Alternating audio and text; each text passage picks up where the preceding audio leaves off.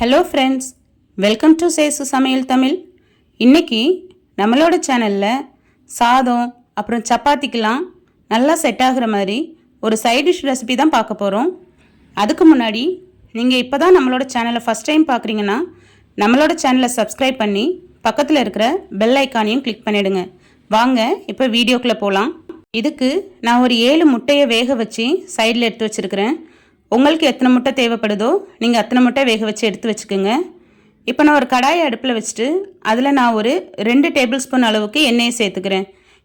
எண்ணெய் சூடானதும் நம்ம ஒரு 4 லவங்கம், ஒரு அரை ஸ்பூன் அளவுக்கு சோம்பு, ஒரு துண்டு பட்டை, அதுக்கப்புறம் 2 ஏலக்காய் இதெல்லாம் சேர்த்து கொஞ்சம் பொரிய விடலாம்.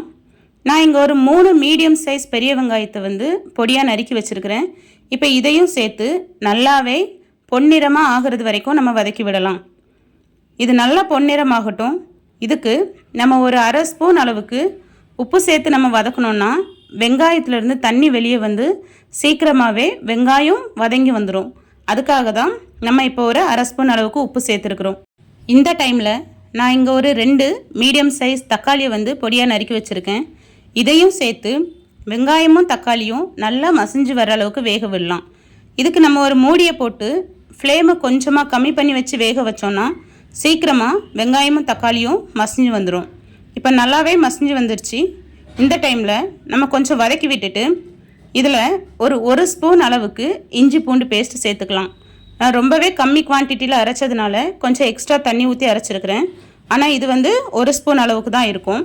இப்போ இதை நல்லா வதக்கி விட்டுட்டு இந்த இஞ்சி பூண்டோட பச்சை வாசனை போகிற அளவுக்கு விட்டுறணும். அதுக்காக நம்ம ஒரு மூடியை போட்டு ஒரு 2 நிமிஷம் விட்டுறலாம். இப்போது இஞ்சி பூண்டோட பச்சை வாசனைலாம் போயிடுச்சு. இந்த டைமில் நம்ம இந்த கிரேவிக்கு தேவையான மசாலாவெல்லாம் சேர்த்துடலாம். அதுக்கு நான் 1 ஸ்பூன் அளவுக்கு ரெட் சில்லி பவுடர் சேர்த்துருக்குறேன். இது இந்த கிரேவிக்கு நல்ல கலரை கொடுக்கும். அது போக நான் 1 ஸ்பூன் அளவுக்கு சிக்கன் மசாலா சேர்த்துருக்கேன்.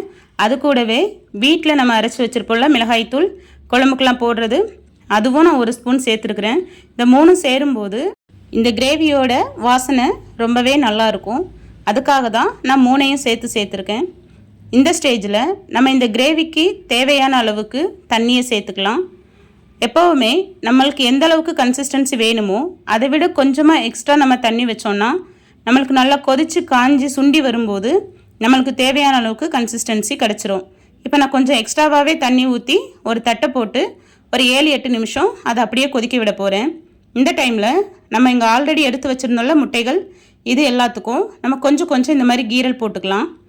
இப்படி கீரல் போட்டோன்னா நம்ம அந்த கிரேவிக்குள்ளே போடும்போது அந்த மசாலாலாம் உள்ளே போய் இந்த முட்டைகள் கூடவே சாப்பிடும்போது ரொம்ப டேஸ்டியாக இருக்கும். அதுக்காக தான். இப்போ தட்டை திறந்து பார்க்கலாம். கிரேவி நல்லாவே கொதிச்சிக்கிட்டு இருக்கு. இன்னுமே கொஞ்சம் சுண்டி வரணும். அதுக்காக நான் இன்னும் ஒரு 3 நிமிஷம் போல் மறுபடி கொதிக்க விடுறேன். இப்போ நல்லா சுண்டி வந்துடுச்சு.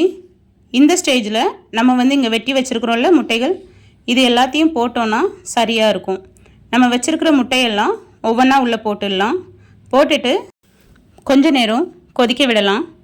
இந்த ஸ்டேஜில் நம்ம இந்த கிரேவிக்கு தேவையான உப்பையும் சேர்த்துடலாம். நான் இங்கே ஒரு 1.5 ஸ்பூன் அளவுக்கு சேர்த்துருக்குறேன். எனக்கு இது சரியாக இருக்கும். இருந்தாலும் நம்ம ஃபஸ்ட்டு போடும்போதே கொஞ்சம் குறைவாக போட்டுட்டு அதுக்கப்புறம் கூட நம்ம செக் பண்ணிவிட்டு போட்டுக்கலாம். இப்போ இங்கே நான் ஒரு பீஸ் அளவுக்கு தேங்காவை அரைச்சி எடுத்துகிட்டு வர போகிறேன்.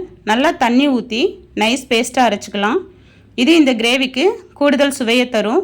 கிரேவியும் கொஞ்சம் திக் கன்சிஸ்டன்சிக்கு வரும். அதுக்காக தான் இப்போ நான் அரைச்சி எடுத்துகிட்டு வந்துட்டேன். இந்த இதை உள்ளே ஊற்றிடலாம்.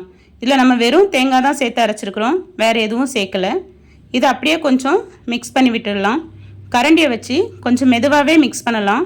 ஏன்னா நம்ம ஆல்ரெடி முட்டைக்கு கீரல் போட்டு வச்சுருக்கிறதுனால அது சீக்கிரமாக உடையிறதுக்கு வாய்ப்பு இருக்குது. இப்போ இதை ஒரு மூடி போட்டு ஒரு 5 நிமிஷம் கொதிக்க விடலாம். நம்மளோட கிரேவி நல்லாவே தயாராகிட்டு வந்துட்டுருக்கு. பாருங்கள், இந்த கன்சிஸ்டன்சியில் இப்போ இருக்குது. இது இன்னுமே கொஞ்சம் ஆறுனதும் இன்னும் கொஞ்சம் திக்காக மாறும். நம்மளோட முட்டை கிரேவி இப்போ தயாராகிடுச்சு. இதில் மேலே கொத்தமல்லி இலைகளை தூவி அப்படியே கொஞ்சம் கிண்டி விட்டுட்டு அப்படியே ஸ்டவ்வை ஆஃப் பண்ணிட்டோன்னா நம்மளோட கிரேவி தயாராக இருக்குது. உங்களுக்கு இந்த ரெசிபி பிடிச்சிருந்ததுன்னா நம்மளோட சேனலை சப்ஸ்கிரைப் பண்ணி பக்கத்தில் இருக்கிற பெல் ஐக்கானையும் கிளிக் பண்ணிவிடுங்க.